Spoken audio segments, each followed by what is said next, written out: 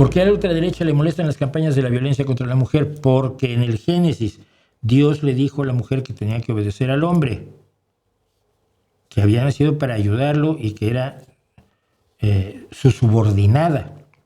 Por lo tanto, cualquier movimiento de igualdad de la mujer implica ir en contra de las enseñanzas de Dios Padre. Lee el Génesis y luego vas y lees del otro lado del Génesis, lees las epístolas de Pablo, donde dice que las mujeres no pueden enseñar y que deben estar calladas y que deben vestir de manera muy recatada, un poco la onda como el Corán, pero nadie no se atreven a decirlo.